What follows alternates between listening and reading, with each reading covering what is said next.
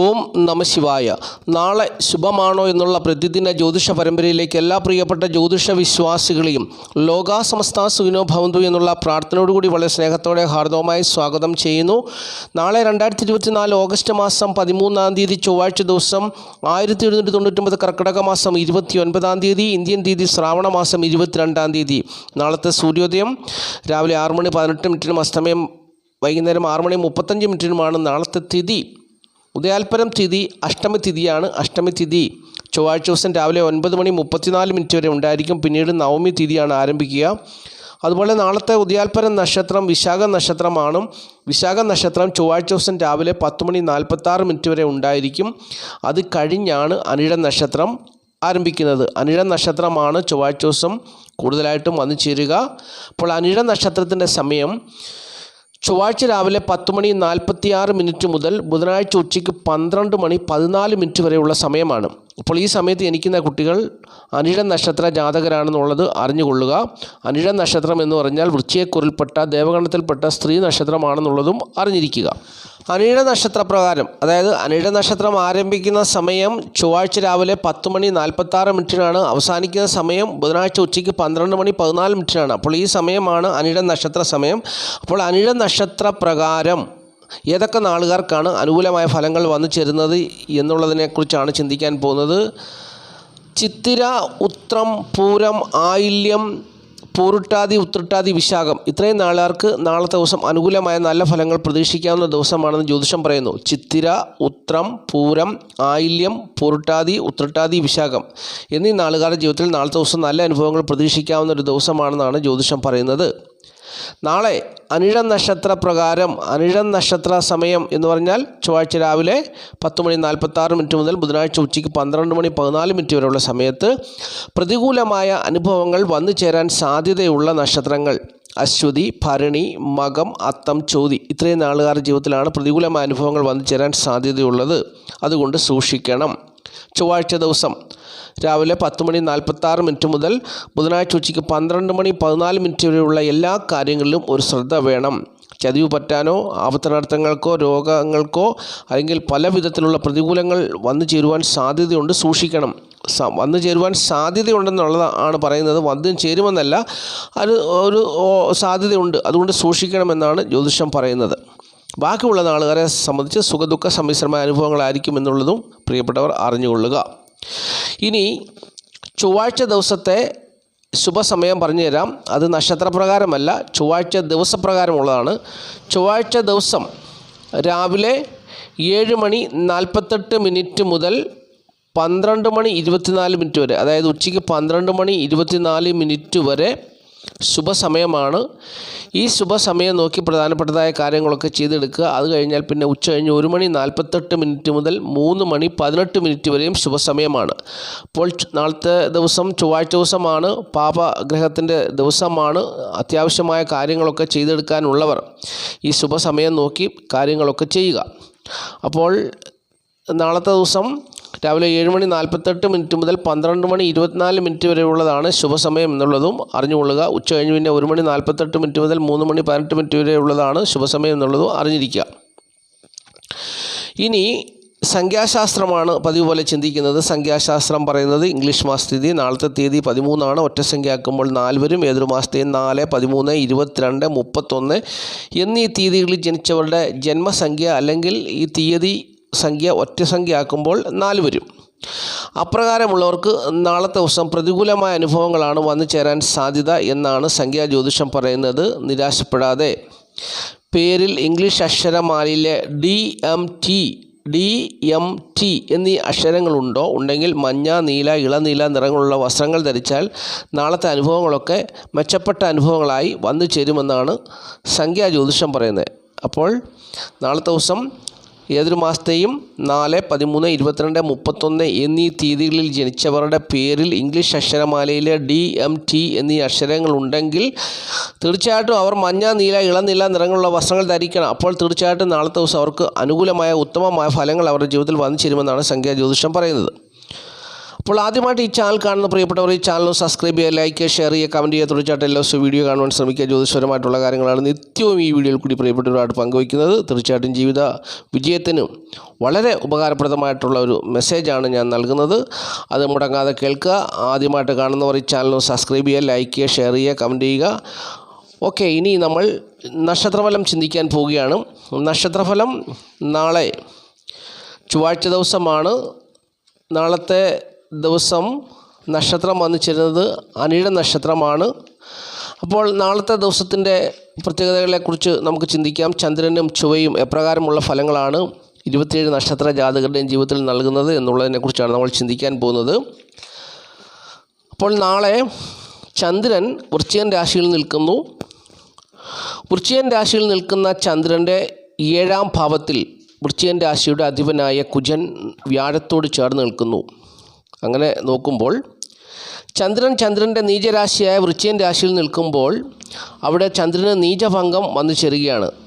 അപ്പോൾ നീചഭംഗം വന്നു ചേരുന്നത് കൊണ്ട് ചന്ദ്രൻ്റെ കേന്ദ്രത്തിൽ നീചഭംഗം വന്നു ചേരുന്നത് കൊണ്ട്, അതുപോലെ തന്നെ ചന്ദ്രൻ്റെ കേന്ദ്രത്തിൽ വ്യാഴം നിൽക്കുന്നത് കൊണ്ട് 2 രാജയോഗങ്ങളാണ് നാളത്തെ ദിവസം, 2 രാജയോഗ അനുഭവങ്ങളാണ് നാളത്തെ ദിവസം വന്നു ചേരുക.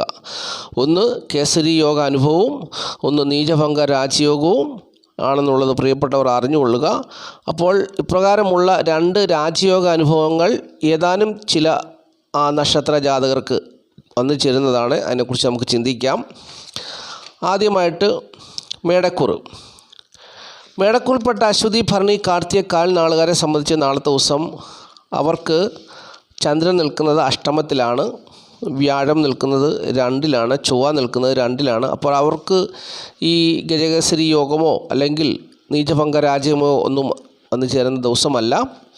അവർക്ക് സുഖം സ്വസ്ഥ ഏകദേശമൊക്കെ നല്ല അനുഭവത്തെ കൊടുക്കുന്നു. ധനസ്ഥിതിയും കുടുംബത്തിൻ്റെ സ്ഥിതിയും വലിയ ദോഷമില്ലാതെ കൊടുക്കുന്നു. മക്കളുടെ സ്ഥിതിയും ഏറെക്കുറെ അനുകൂലമാണ്. സഹോദരങ്ങൾ, സുഹൃത്തുക്കൾ മുതലായവരുടെ സഹായ സഹകരണങ്ങളും ഏറെക്കുറെ അനുകൂലമാണ്. ശത്രുതയൊന്നും വന്നു ചേരത്തില്ല. രോഗം, കടം, ദുഃഖം ചെറിയ രീതിയിലൊക്കെ അത് അനുഭവിക്കേണ്ടി വരും. ദാമ്പത്യ സൗഖ്യമുണ്ട്. തൊഴിൽപരമായ മെച്ചമാണ്. ഭാഗ്യാനുഭവങ്ങളൊന്നും തേടി വരുന്ന ദിവസമല്ല. ഈശ്വരാനുഗ്രഹം ഏറെക്കുറെ ഉണ്ട്. ബന്ധുക്കളുടെ സഹകരണം ഏറെക്കുറെ പ്രതീക്ഷിക്കാവുന്നൊരു ദിവസമാണ് എന്നുള്ളത് അറിഞ്ഞുകൊള്ളുക. ഇനി ഇടവക്കൂറാണ്. ഇടവക്കൂറിൽപ്പെട്ട കാർത്തികമുക്കാൽ, രോഹിണി, മകരം 2 പാദം നാളുകാരെ സംബന്ധിച്ച് അവരുടെ 7ാം ഭാവത്തിലാണ് ചന്ദ്രൻ നിൽക്കുന്നത്. അപ്പോൾ ചന്ദ്രൻ്റെ 7ൽ കുജൻ നിൽക്കുന്നു. നാളത്തെ ദിവസത്തിൻ്റെ ചൊവ്വയുടെ അധിപനായ ചൊവ്വാഴ്ച ദിവസത്തിൻ്റെ അധിപനായ കുജൻ 7ാം ഭാവത്തിൽ നിൽക്കുന്നു. 7ൽ ചൊവ്വ നിൽക്കുന്നത് നല്ലതല്ല. പക്ഷെങ്കിൽ ചൊവ്വ വ്യാഴത്തോട് ചേർന്നാണ് നിൽക്കുന്നത്. തന്നെയല്ല, ചന്ദ്രൻ നീചത്തിലാണ് നിൽക്കുന്നത്. അതായത് വൃശ്ചികൻ രാശി എന്ന് പറഞ്ഞാൽ ചന്ദ്രൻ്റെ നീചരാശിയാണ്. അപ്പോൾ ചന്ദ്രൻ നീചരാശിയിൽ നിൽക്കുമ്പോൾ ആ നീചരാശിയുടെ അധിപനായ ഗ്രഹം കേന്ദ്രഭാവത്തിൽ നിൽക്കുകയോ അല്ലെങ്കിൽ അതിൻ്റെ ആ ചൊവ്വയുടെ, അതായത് നീചരാശിയുടെ അധിപൻ്റെ ഉച്ചരാശിയുടെ അധിപൻ കേന്ദ്രത്തിൽ നിൽക്കുകയോ ചെയ്താൽ നീചഭംഗ രാജയോഗം എന്നാണ് പറയുന്നത്. അപ്പോൾ അപ്രകാരമുള്ളൊരു സ്ഥിതി ഉണ്ട്. അതുപോലെ തന്നെ ചന്ദ്രൻ്റെ 7ൽ വ്യാഴവും നിൽക്കുന്നു.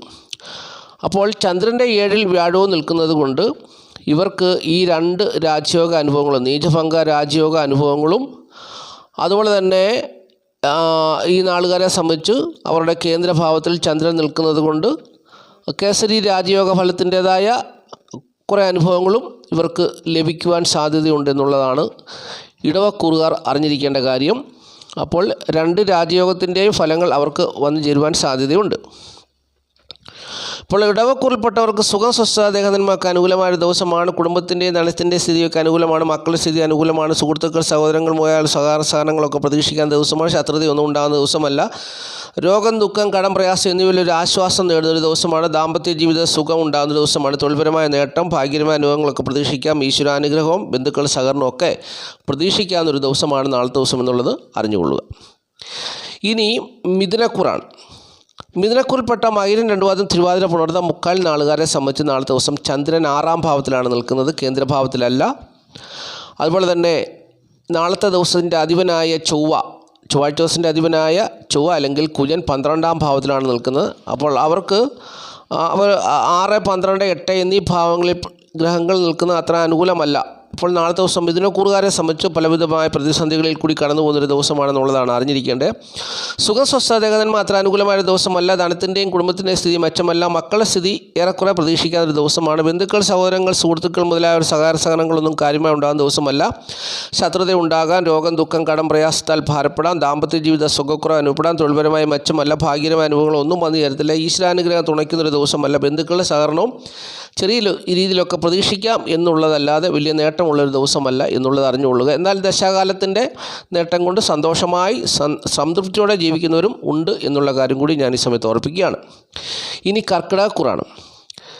കർക്കിടകക്കൂറിൽപ്പെട്ട പുണർതം കാല പൂയം ആയില്യം നാളുകാരെ സംബന്ധിച്ച് അവരുടെ 5ാം ഭാവത്തിൽ, അതായത് അവരുടെ 5ാം ഭാവം എന്ന് പറഞ്ഞു കഴിഞ്ഞാൽ വൃശ്ചിക രാശിയാണ്. 5ാം ഭാവത്തിലാണ്, ത്രികോണ ഭാവത്തിലാണ് ചന്ദ്രൻ നിൽക്കുന്നത്.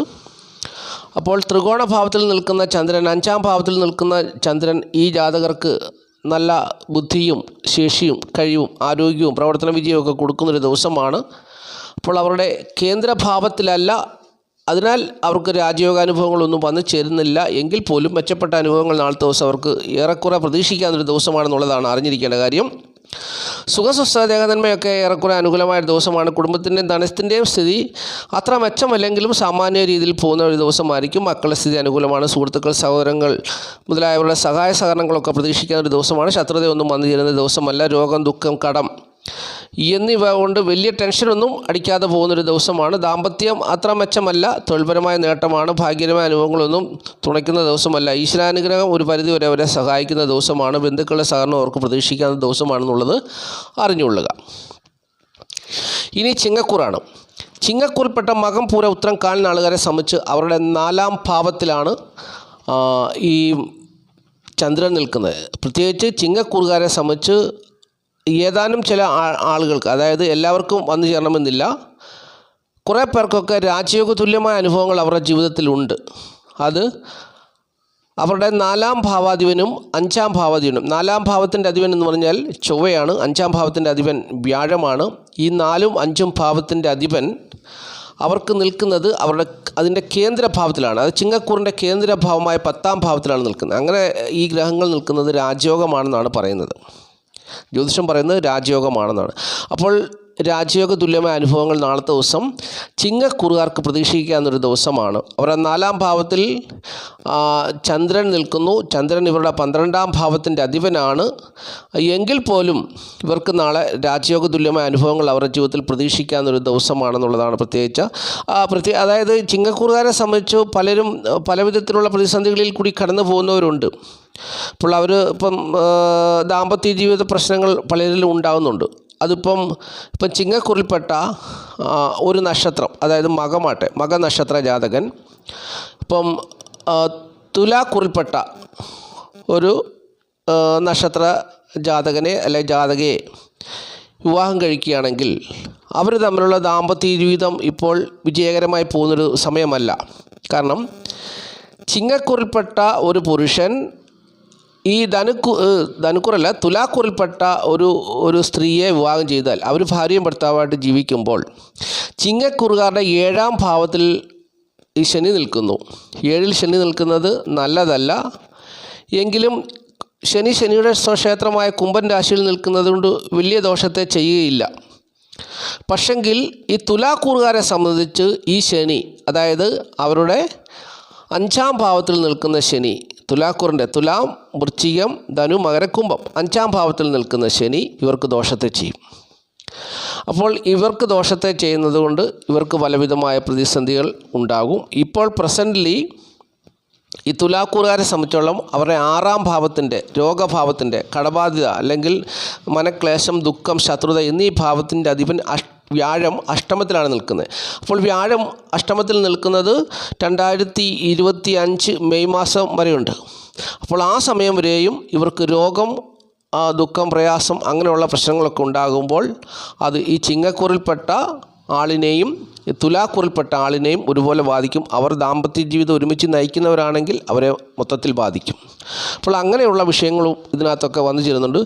എങ്കിലും നാളെ ദിവസം ചിങ്ങക്കൂറുകാരെ സംബന്ധിച്ച് രാജയോഗ തുല്യമായ അനുഭവങ്ങൾ പ്രതീക്ഷിക്കാവുന്ന ഒരു ദിവസമാണ്. സുഖസ്വസ്ഥ ദേഹനന്മയൊക്കെ അനുകൂലമായ ഒരു ദിവസമാണ്. കുടുംബത്തിൻ്റെ ധനത്തിൻ്റെ സ്ഥിതി അനുകൂലമാണ്. മക്കളുടെ സ്ഥിതി അനുകൂലമാണ്. സുഹൃത്തുക്കൾ, സഹോദരങ്ങൾ എന്നിവയുടെ സഹായ സഹകരണങ്ങളൊക്കെ പ്രതീക്ഷിക്കാൻ ശത്രുതയൊന്നും കാര്യമായി ഉണ്ടാകുന്ന ദിവസമല്ല. രോഗം, ദുഃഖം, കടം, പ്രയാസത്തിലൊക്കെ ഒരു ആശ്വാസം ലഭിക്കുന്ന ദിവസമാണ്. ദാമ്പത്യ ജീവിത സുഖത്തിൽ കുറവുണ്ടാകും. തൊഴിൽപരമായ മെച്ചമാണ്. ഭാഗ്യകരമായ അനുഭവങ്ങളൊക്കെ ഏറെക്കുറെ പ്രതീക്ഷിക്കാൻ ദൈവാധീനം തുണയ്ക്കുന്ന ഒരു ദിവസമാണ്. ബന്ധുക്കളുടെ സഹകരണവും പ്രതീക്ഷിക്കുന്ന ഒരു ദിവസമാണ്. അപ്പോൾ തന്നെയല്ല, ചിങ്ങൻ രാശിയിൽ ശുക്രൻ നിൽക്കുന്നു, ബുധൻ നിൽക്കുന്നു, 2 ശുഭഗ്രഹങ്ങൾ നിൽക്കുന്നു. അതും ഒരു പ്രത്യേകതയാണ്. അപ്പോൾ ചിങ്ങക്കൂറുകാരെ സംബന്ധിച്ച് ആശ്വാസത്തിൻ്റെ അനുഭവങ്ങൾ വന്നു ചേരുന്നൊരു ദിവസമാണ്, അല്ലെങ്കിൽ രാജയോഗ അനുഭവങ്ങൾ വന്നു ചേരുന്നൊരു ദിവസമാണ് നാളത്തെ ദിവസം എന്നുള്ളത് അറിഞ്ഞിരിക്കുക.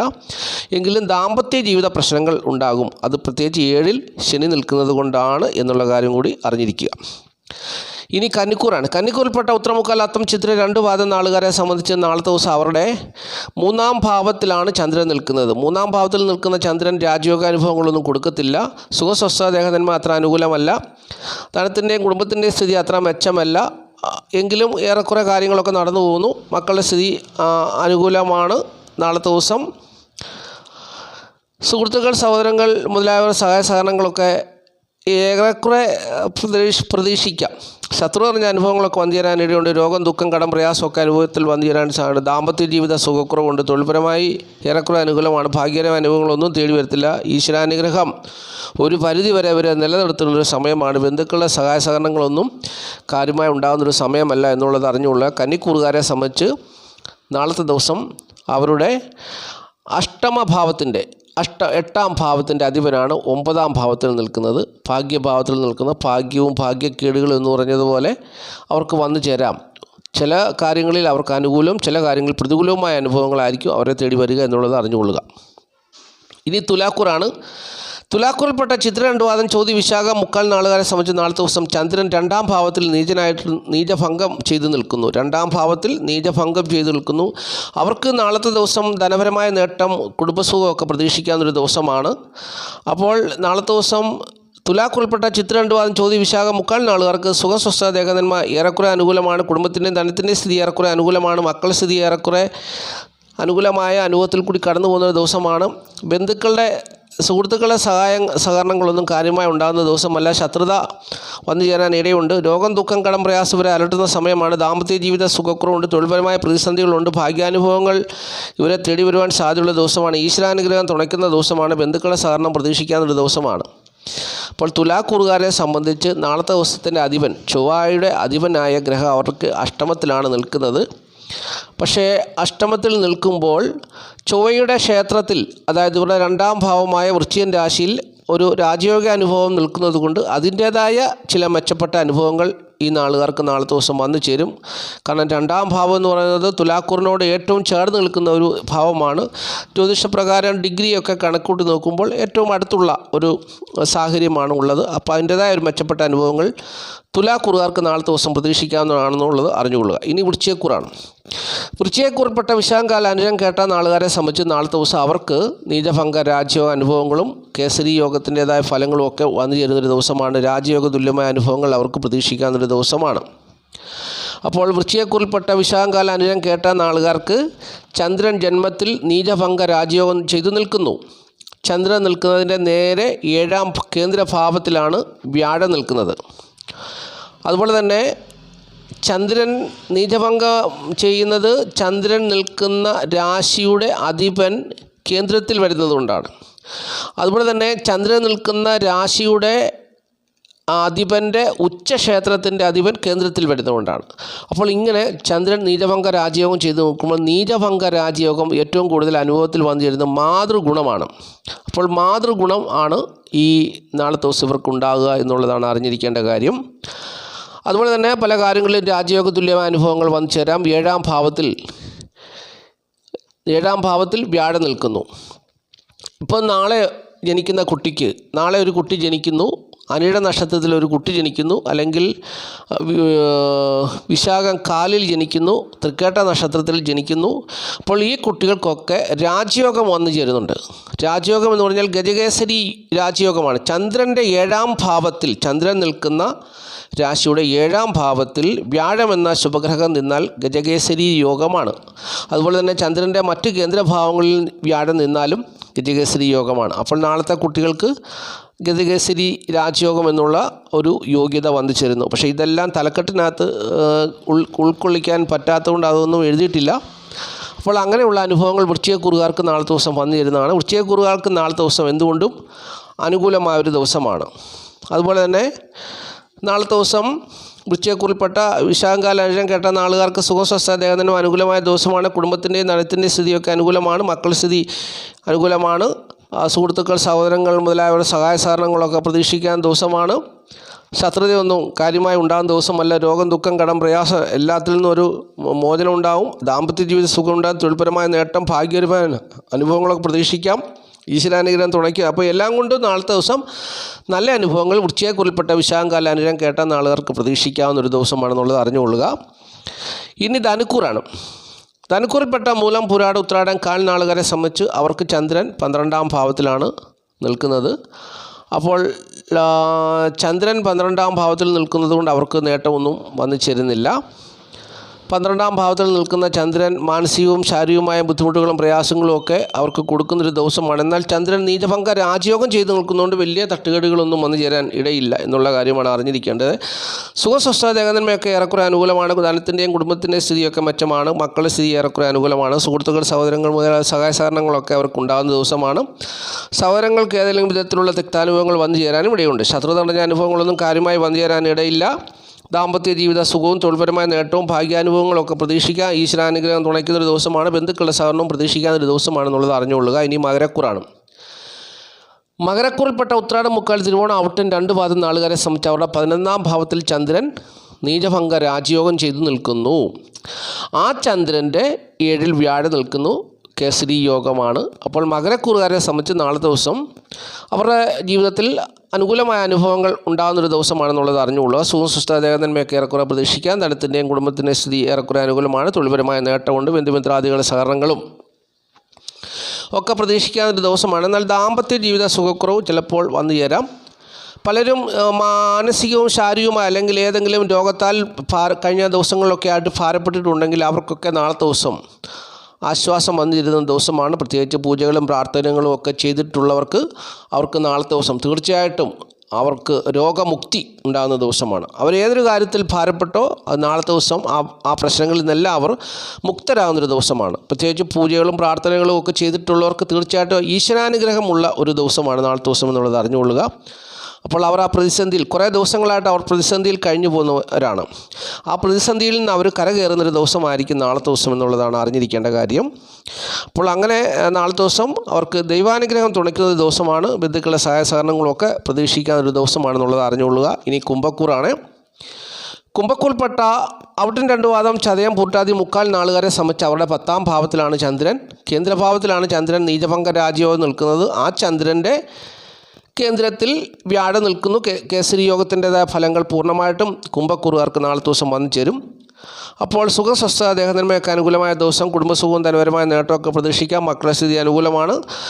അവർക്ക് ജീവിതത്തിൽ സുഹൃത്തുക്കൾ, സഹോദരങ്ങൾ മുതലായവരുടെ സഹായ സഹകരണങ്ങളൊക്കെ വന്നിരുന്ന ദിവസമാണ്. ശത്രുതഞ്ഞ അനുഭവങ്ങളൊന്നും വരാൻ ഇടയില്ല. രോഗം, ദുഃഖം, കടം, പ്രയാസം എന്നിവ ആശ്വാസം ഉണ്ടാകുന്ന ദിവസമാണ്. ദാമ്പത്യ ജീവിത വിജയം, തൊഴിൽപരമായ നേട്ടം, ഭാഗ്യകരമായ അനുഭവങ്ങൾ, ഈശ്വരാനുഗ്രഹം, അങ്ങനെ എല്ലാവിധ നേട്ടങ്ങളും അവരുടെ ജീവിതത്തിൽ വന്നു ചേരുന്നൊരു ദിവസമാണെന്നുള്ളത് അറിഞ്ഞുകൊള്ളുക. ഇനിയും മീനക്കൂറാണ്. മീനക്കൂറിൽപ്പെട്ട പൂർട്ടാതികാൽ, ഉത്രട്ടാതി, രേവതി നാളുകാരെ സംബന്ധിച്ച് അവിടെ 9ാം ഭാവത്തിലാണ്, ത്രികോണ ഭാവത്തിലാണ് ചന്ദ്രൻ നീചഭംഗ രാജയോഗം ചെയ്ത് നിൽക്കുന്നത്. അപ്പോൾ അവർക്കും ഏറെക്കുറെ നല്ല അനുഭവങ്ങൾ നാളത്തെ ദിവസം അവരുടെ ജീവിതത്തിൽ പ്രതീക്ഷിക്കാവുന്നൊരു ദിവസമാണ്. ത്രികോണ ഭാവത്തിലാണ് ചന്ദ്രൻ നിൽക്കുന്നത്. ചന്ദ്രൻ്റെ 7ൽ വ്യാഴം കേസരി യോഗം ചെയ്ത് നിൽക്കുന്നതുകൊണ്ട് മീനക്കൂറുകാരെ സംബന്ധിച്ചിടത്തോളം അനുകൂലമായ അനുഭവങ്ങളാണ്. പ്രത്യേകിച്ച് ചന്ദ്രൻ മീനക്കൂറുകാരുടെ കാര്യഭാവത്തിൻ്റെ അവരുടെ പ്രവർത്തന മേഖലകളിലൊക്കെ വിജയം കൊടുക്കുന്നൊരു ഗ്രഹമാണ്. ചന്ദ്രൻ പൂർണ്ണ ബലവാനാണ്. അപ്പോൾ നാളത്തെ ദിവസം മീനക്കൂറുകാരെ സംബന്ധിച്ച് രാജയോഗ തുല്യമായ അനുഭവങ്ങൾ തന്നെ അവർക്കും പ്രതീക്ഷിക്കാം. ജീവിത വിജയം പ്രതീക്ഷിക്കാം. സുഖസ്വസ്ഥ ദേഹനന്മ അനുകൂലമാണ്. കുടുംബത്തിൻ്റെ സ്ഥിതി, തന്നെ സ്ഥിതിയൊക്കെ അനുകൂലമായൊരു ദിവസമാണ്. മക്കളുടെ സ്ഥിതിയും സുഹൃത്തുക്കൾ, സഹോദരങ്ങൾ എന്നിവയുടെ സ്ഥിതിയൊക്കെ അനുകൂലമാണ്. ശത്രുവർജ അനുഭവങ്ങളൊന്നും കാര്യമായി വന്നു ചേരാൻ സാധ്യതയില്ല. രോഗം, ദുഃഖം, കടം, പ്രയാസം ആശ്വാസവും ലഭിക്കുന്ന ദിവസമാണ്. ദാമ്പത്യ സുഖവും തൊഴിൽപരമായ നേട്ടവും ഭാഗ്യാനുഭവങ്ങളും ഈശ്വരാനുഗ്രഹവും ബന്ധുക്കളെ സഹകരണവും ഒക്കെ അവർക്ക് നാളത്തെ ദിവസം വളരെ അനുകൂലമായി വന്നു നിൽക്കുന്ന ഒരു ദിവസമാണ് നാളത്തെ ദിവസം എന്നുള്ളതാണ് അറിഞ്ഞിരിക്കേണ്ട കാര്യം. ഇനിയും നാളത്തെ ദിവസത്തിൻ്റെ കേരളത്തിൻ്റെ പൊതുവായ ചിത്രത്തെക്കുറിച്ചൊന്ന് ചിന്തിക്കാം. കേരളത്തിൻ്റെ പൊതുവായ ചിത്രം നാളത്തെ ദിവസം കേരളം നാളത്തെ ദിവസം വളരെ ശാന്തമായിരിക്കും എന്നുള്ളതാണ് അറിഞ്ഞിരിക്കേണ്ട കാര്യം. പല സ്ഥലങ്ങളിലുമൊക്കെ അതിശക്തമായ മഴയ്ക്കൊക്കെ റിപ്പോർട്ട് ചെയ്തിട്ടുണ്ട്. ചന്ദ്രൻ ജലരാശിയിൽ കൂടിയാണ് കടന്നു പോകുന്നത്. വൃശ്ചിക രാശി എന്ന് പറഞ്ഞാൽ ജലരാശിയാണ്. ഈ ജലരാശിയിൽ കൂടി കടന്നു പോകുന്ന ചന്ദ്രൻ്റെ 7ാം ഭാവത്തിൽ നിൽക്കുന്ന ചൊവ്വ വീക്ഷിക്കുന്നുണ്ട്. അപ്പോൾ അത് മുഖേന കാറ്റും, നല്ല ശക്തമായ കാറ്റും ഇടിമിന്നലും മഴയും ഒക്കെ ഉണ്ടാകേണ്ട ഒരു സാഹചര്യമാണ്. പക്ഷെങ്കിൽ ഈ ചന്ദ്രൻ നീചഭംഗ രാജയോഗം ചെയ്തു നിൽക്കുന്നതുകൊണ്ട് അതിന് സാധ്യതയില്ല. അപ്പോൾ ചന്ദ്രൻ നീചഭംഗ രാജയോഗം ചെയ്യാതെ നിൽക്കുമ്പോൾ ഈ ചൊവ്വയുടെ ദൃഷ്ടി വരാം. കാരണം ചൊവ്വയ്ക്ക് 7ലേക്കും 8ലേക്കും ദൃഷ്ടിയുണ്ട് എന്നുള്ളതാണ് ഒരു പ്രത്യേകത.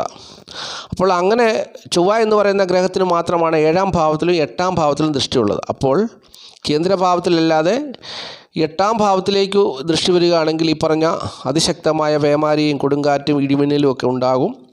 അല്ലാത്ത പക്ഷം നാളെ അങ്ങനെയുള്ള പ്രകൃതിക്ഷോഭങ്ങളൊന്നും ഉണ്ടാകാൻ സാധ്യതയില്ല എന്നുള്ളതാണ്. നാളെ ശാന്തമായ രീതിയിൽ തന്നെ നമ്മുടെ കേരളം മുമ്പോട്ട് പോകും. പിന്നെ 3 കോടി ജനങ്ങൾ ജീവിക്കുന്ന സാഹചര്യമില്ല. അവിടെ ഒരു മോഷണമോ അവിടെ ഒരു അടിപിടിയോ അതൊക്കെ ഉണ്ടാകും സാധാരണ പോലെ. അതല്ലാതെ ആരെയും വേദനിപ്പിക്കുന്ന വിധത്തിലുള്ള തിക്താനുഭവങ്ങളൊന്നും നാളത്തെ ദിവസം വന്നു ചേരാൻ ഇടയില്ല എന്നുള്ളതാണ് കേരളത്തിൻ്റെ പൊതുവായ സ്ഥിതി. അപ്പോൾ ഈ ചാനൽ കാണുന്ന പ്രിയപ്പെട്ടവരെ എല്ലാവരും മഹാദേവൻ അനുഗ്രഹിക്കട്ടെ. എല്ലാവർക്കും വേണ്ടി ഞാൻ ആത്മാർത്ഥമായിട്ട് പ്രാർത്ഥിക്കുന്നു. മഹാദേവൻ്റെ അനുഗ്രഹം എല്ലാവരിലും വന്നു ചേരട്ടെ എന്ന് പ്രാർത്ഥിച്ചുകൊണ്ട്, പ്രത്യേകിച്ച് ഈ വീഡിയോ കാണുന്ന ഓരോ പ്രിയപ്പെട്ടവരെയും മഹാദേവൻ അനുഗ്രഹിക്കട്ടെ എന്ന് പ്രാർത്ഥിച്ചുകൊണ്ട് നിർത്തുകയാണ്. നന്ദി, നമസ്കാരം. Mind of knowledge.